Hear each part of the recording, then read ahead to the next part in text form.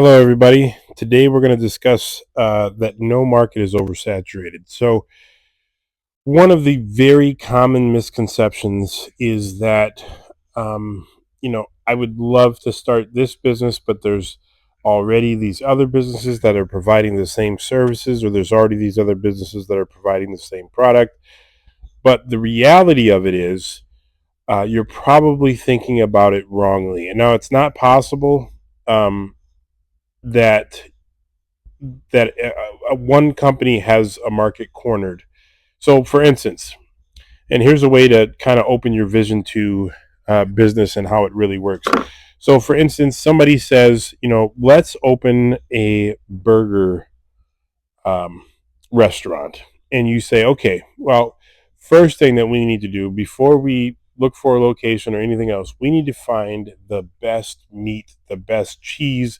This needs to be the most delicious burger ever, and in reality, the company that sells the most burgers in the world has very low quality burgers. In fact, I don't even know that it's classified as meat. I believe they can't use the word meat because of the ingredients. So that leads me to believe that it's less about the product and more about the business structure.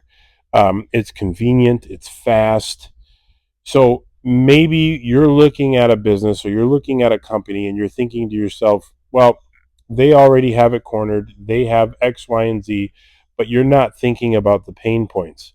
What other things outside of the product and the service are they missing? What other things could you make better? How could you figure out, um, what's your competitive advantage? So you think of vehicles and you look at companies like Ford and Chevy that have been around for years and years and years, and then you see a company like Tesla come along, and you think to yourself, "Wow, they really disrupted the car industry." But it's not so much the car industry that he disrupted. What he disrupted was the data industry. So here he has all of these computers driving around. That's basically what these Teslas are one large computer. These computers driving around collecting data. Where do they stop? Where do they go? I mean, it's a wild amount of data that he has collected.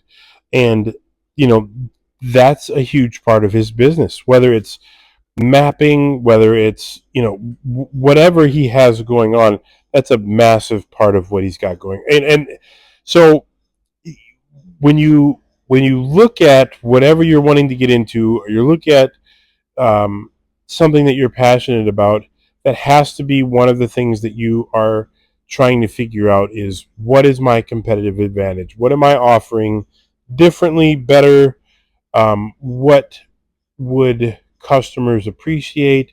And then you just have to test the market. It doesn't have to be an all in, you have a warehouse and you're producing cars, but it is you trying to figure out what pieces and parts they're missing, and how you can make that better. So, in saying that, I'd also like to point out there have been many water bottles throughout history, and somehow Stanley was able to take a viral video and make hundreds of millions of dollars selling a product that has been around for a very long time that many, many companies are offering.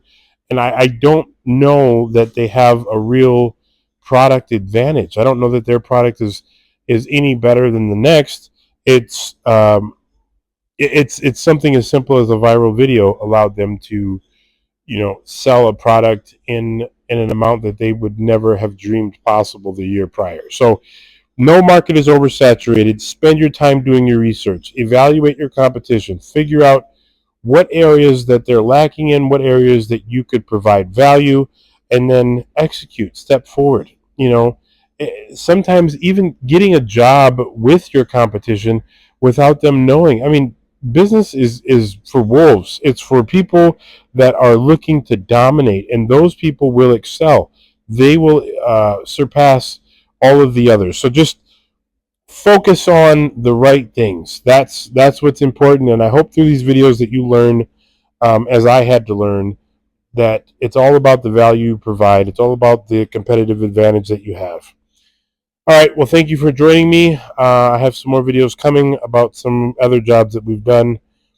I hope it helps.